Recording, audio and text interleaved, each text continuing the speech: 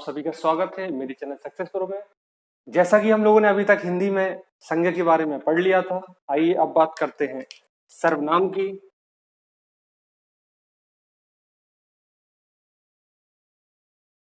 आज जो हम लोगों का टॉपिक है वो है सर्वनाम। सर्वनाम क्या है? सर्वनाम की एक छोटी सी डेफिनेशन ये होती है कि जो संज्ञा जो थी उसके स्थान पर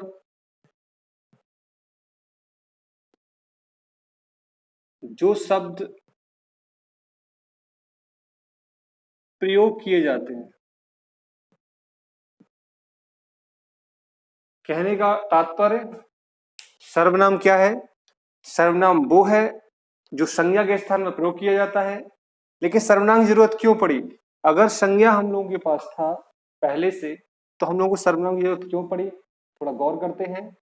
जब हम संज्ञा का प्रयोग करते हैं, जैसे माना कि एक एग्जाम्पल देखते हैं, राम सुनील का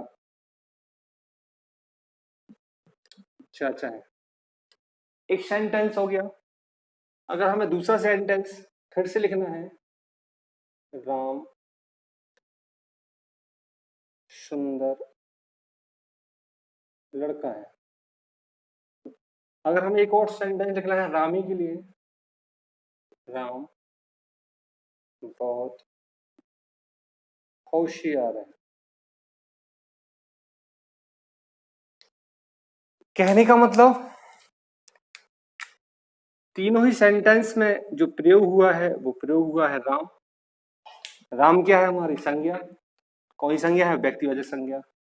अब संज्ञा के स्थान पर हम लोग क्या प्रयोग कर सकते हैं? सर्वनाम को। क्यों करते हैं? जैसे माना कि यहाँ पे राम लिखा है तो हम लिख सकते हैं हुआ है, यहाँ राम लिखा है तो यहाँ लिख सकते हैं हुआ है। तो ये क्या हो गया? हम लोगों का सर्वनाम। देखिए इनकी जरूरत क्यों पड़ी? क्योंकि संज्ञा का बार बार प्रयोग करने से या संज्ञा की पुनरावृत्ति करने से वाक्य में जो वाक्य की सुंदरता है या जो वाक्य की शोभा है वो खत्म हो जाती है, वो कम हो जाती है। इसलिए जो हिंदी व्याकरण के वेदता थे उन लोगों ने संज्ञा के स्थान पर सर्वनाम का प्रयोग किया। अगर हम लोगों को एक बार किसी चीज का प्रयोग करना है तो वो संज्ञा होती है। अगर उसी के क्रम में उसी संज्ञा से रिलेटेड हम लोगों को बार बार कोई प्रयोग करना है, बार बार सेंटेंस लिखने हैं, तो हम लोग किसका प्रयोग करेंगे? सर्वनाम का। एक और एग्जाम्पल आप लोगों को बताते हैं। हम लोग जब गाय, घोड़ा आदि जानवरों पर जब निबंध लिखते थे तो हम लोग पहला सेंटेंस लिखते थे, गाय एक पालतू पशु है। उसके बाद वह करके लिखने लगते थे, वह ऐसा करती है, वह दूध देती है, उसके जो बछड़े होते हैं, ऐसा। तो एक बार हम लोग इसका प्रयोग करते थे संज्ञा का, बाकी बाद में वह या उसकी प्रयोग करने लगते थे। क्यों? क्योंकि संज्ञा का प्रयोग एक ही बार होता है, सर्वनाम उसके बाद बार बार प्रयोग किया जा सकता है। संज्ञा का प्रयोग क्यों नहीं होता है बार बार, मैं बता चुका हूँ। संज्ञा का बार बार प्रयोग करने से या पुनरावृत्ति करने से वाक्य की या जो सेंटेंस है उसकी शोभा कम हो जाती है, उसकी सुंदरता कम हो जाती है, तो सर्वनाम प्रयोग किया जाता है। ठीक है, ये तो समझ लिया सर्वनाम का प्रयोग क्यों किया जाता है, सर्वनाम का यूज क्यों आया है।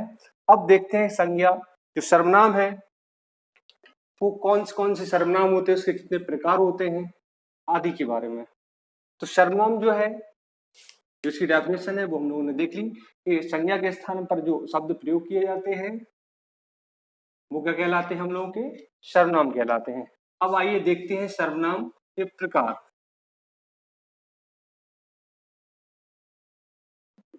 सर्वनाम के मुख्य 6 प्रकार होते हैं। इसमें सबसे पहला और सबसे महत्वपूर्ण है वो है आपका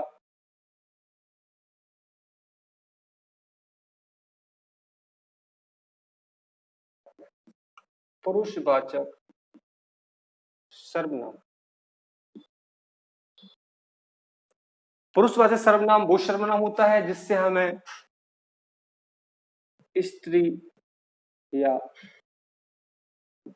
पुरुष का बोध होता है। पुरुषवाचक सर्वनाम वो सर्वनाम जिससे हमें क्या होता है? स्त्री और पुरुष जाति का बोध होता है। इसके तीन भाग होते हैं, या कह सकते हैं हम लोग तीन चरण होते हैं। जैसे इसमें होता है प्रथम, दूसरा होता है मध्यम और तीसरा होता है अन्य। प्रथम को ही उत्तम भी कहा जाता है। प्रथम, मध्यम, अन्य। प्रथम में जो आपके आते हैं वो आते हैं मैं और हम, मैं और हम। मध्यम में तुम और अन्य में वह, यह करके। तो प्रथम में मैं और हम। अब मैं आ गया है तो इसके जितने भी होते हैं मैं के, जैसे मैं, मेरा, मुझको, मुझसे, मुझे, सब किसी में आएंगे? प्रथम में ही आएंगे, उत्तम में ही आएंगे। ऐसे हम, तो हम, हमारा, हमको, हमसे, हमें, सारे किस में आएंगे? आपकी प्रथम या उत्तम पुरुष में। इसके बाद मध्यम में तुम आ गया है तो तुम, तुम्हारा, तुमको, तुमसे, तुझे, सब किस में आएंगे? मध्यम में। अन्य में वह, उसका, उसे, यह, इसका, ऐसे, सब किस में आएंगे? अन्य में।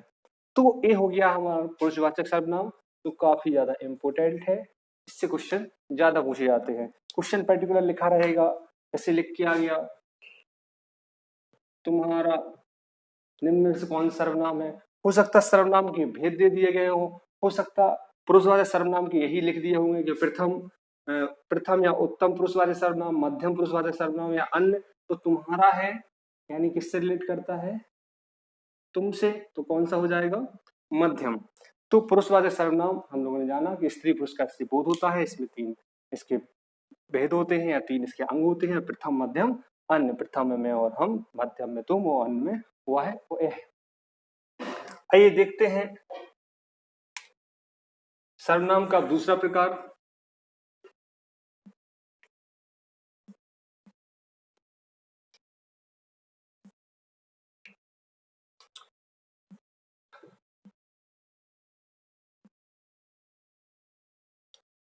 सर्वनाम का दूसरा प्रकार है प्रश्नवाचक। ये सबसे ज्यादा सिंपल और सबसे इजी होता है। इसकी पहचान रहती है इसके क्वेश्चन मार्क से। जैसे सेंटेंस में लिखा रहेगा क्या हुआ है, एक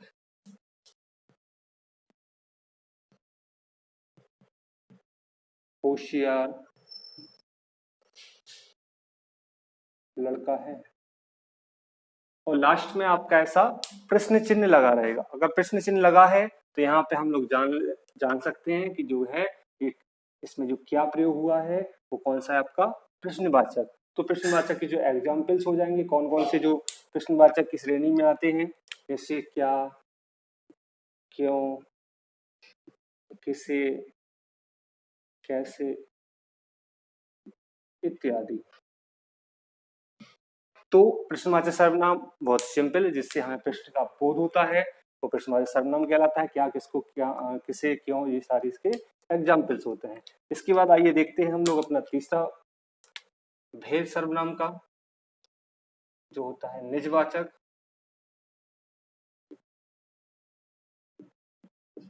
निजवाचक सर्वनाम का अर्थ होता है निज। निज मतलब होता है आपका स्वयं। तो जहां पर आपके शब्द मिल जाए आपको स्वयं, आप, खुद, तो आपका कौन सा होता है? निजवाचक सर्वनाम होता है। इसमें क्या होता है?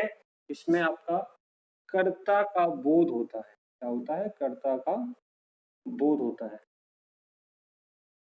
जैसे एग्जाम्पल देखें, अगर सेंटेंस में लिखा है हुआ है खुद नहीं जानता कि वह कैसा इंसान है। तो यहाँ पे खुद यानी स्वयं के लिए बात हो रही है, कर्ता की बात हो रही है, तो इसमें कौन सा हो जाएगा? आपका निजवाचक सर्वनाम हो जाएगा। इसके बाद चौथा देखते हैं निश्चय, और पांचवा अनिश्चय।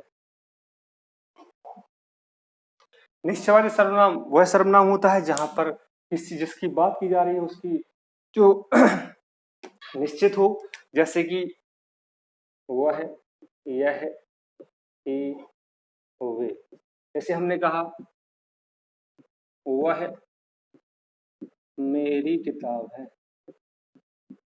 तो इसमें फिक्स है कि वह क्या है, मेरी किताब है। तो निश्चयवाचक है कि वह मेरी किताब है, निश्चित है कि वह मेरी किताब है, तभी वह कह रहा है। तो वह यह ये वे ये सारे किसके हैं, निश्चयवाचक के सर्वनाम के एग्जाम्पल्स। इसके बाद देखते हैं अनिश्चयवाचक सर्वनाम क्या कहलाता है। तो अनिश्चयवाचक सर्वनाम वो होता है जहां पर बात निश्चित नहीं रहती है, जैसे कोई, कुछ। एग्जाम्पल्स देख लेते हैं, जैसे कोई चला गया। अब कोई गया तो है, सर्वनाम है, लेकिन कौन गया ये पता नहीं है, तो यहाँ कौन सा हो जाएगा, अनिश्चयवाचक सर्वनाम आपका हो जाएगा। तो निश्चयवाचक सर्वनाम समझ में आ गया कि वह है जहां पर वस्तु या व्यक्ति निश्चित होता है, वह क्या हो जाता है, निश्चयवाचक। जहां पे पता नहीं लगता है, कोई जैसे कुछ, कोई चला गया, कुछ लोग आ गए, कुछ लोग चले गए, कुछ खाने को दे दो, कुछ पीने को दे दो, तो ये सारी कैसे हैं, अनिश्चयवाचक। यहाँ पे क्लियरली मेंशन नहीं रहता है कि क्या किसकी बात की जा रही है। इसके बाद आइए हम लोग जानते हैं अपना लास्ट वाला भेद सर्वनाम का, छठवां भेद।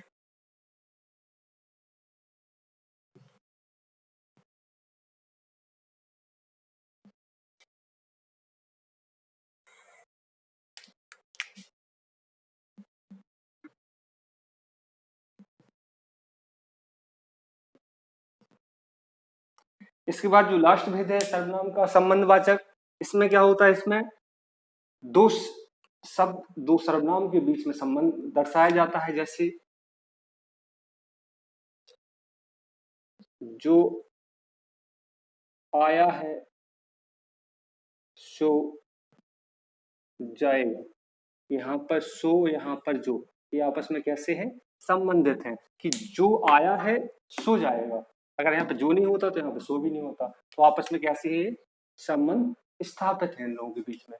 तो संबंधवाचक क्या होता है, जहां पर सेंटेंस में जो सर्वनाम आ रहा है उनके आपस में संबंध स्थापित हो। और एग्जांपल्स देखते हैं, जैसा करोगे वैसा भरोगे, यहाँ जैसा, यहाँ वैसा, तो जैसा, ये भी कैसे यहाँ आपस में संबंधित है। तो यहाँ पे कौन सा हो जाएगा, आपका संबंधवाचक सर्वनाम हो जाएगा। तो ये हमने आज थोड़ा अभी सर्वनाम के बारे में जाना, सर्वनाम के कुछ भेद के बारे में जाना। आइए अब थोड़ी प्रैक्टिस भी करते हैं सर्वनाम की, कैसे क्वेश्चन आते हैं, कैसे उसमें अपन लोगों को टिक करना है, आइए देखते हैं थोड़ा। तो अभी हमने जाना सर्वनाम के बारे में, सर्वनाम के भेद के बारे में। आइए अब बात करते हैं कुछ प्रश्नोत्तरों की जो एग्जाम्स में पूछे जाते हैं सर्वनाम के तहत। सबसे पहला क्वेश्चन है, लिखा है आपके सामने, संज्ञा के स्थान में प्रयोग होने वाले शब्द। अभी हमने बताया आप लोगों को कि सर्वनाम जो है उसकी जो डेफिनेशन होती है वो यही होती है कि संज्ञा के स्थान पर प्रयोग करने वाले शब्द होते हैं सर्वनाम। तो संज्ञा के स्थान पर प्रयोग होने वाले शब्द कौन हो जाएंगे, सर्वनाम। क्यों प्रयोग किया जाता है, इसकी पूरी क्या कहानी है वो हमने आपको पहले ही बता दिया है।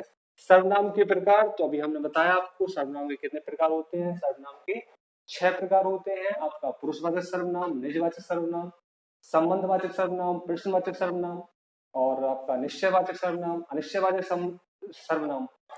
इसके बाद बात करते हैं पुरुषवाचक सर्वनाम के प्रकार। तो पुरुषवाचक सर्वनाम हमने सबसे पहले आप लोगों को पहला नंबर जो पुरुषवाचक सर्वनाम बताया था उसमें आपके 3 भेद बताए थे। एक होता है आपका प्रथम या उत्तम, दूसरा होता है मध्यम और तीसरा होता है अन्य। तो यहाँ पर कितने प्रकार हो जाएंगे उसके, 3। अगर आपको लिखना है तो लिख सकते हैं। पहला हो जाएगा आपका प्रथम या उत्तम, दूसरा हो जाएगा आपका मध्यम और तीसरा हो जाएगा आपका अन्य पुरुष। मुझे किस प्रकार का सर्वनाम है, मुझे तो हमने आपको बताया था जब आपका प्रथम उत्तम है उसमें मैं और हम आएंगे, और जब मैं आ रहा है तो मैं के अंतर्गत ही मैं, मेरा, मुझको, मुझे, मुझसे सारे आ जाएंगे। तो मुझे किस प्रकार का सर्वनाम है, उत्तम या प्रथम। ठीक है। इसके बाद अनिश्चयवाचक सर्वनाम है कौन, जो, कोई, वह।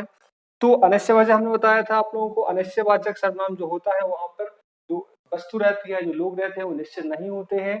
तो इसमें जैसे कौन, तो कौन तो आपका है, जैसे कौन आ गया तो ये तो कोई प्रश्नवाचक है तो ये तो होगा नहीं। जो जो भी नहीं होगा, क्योंकि हमने बताया था जो आया है सो जाएगा, जो होता है आपका संबंधवाचक।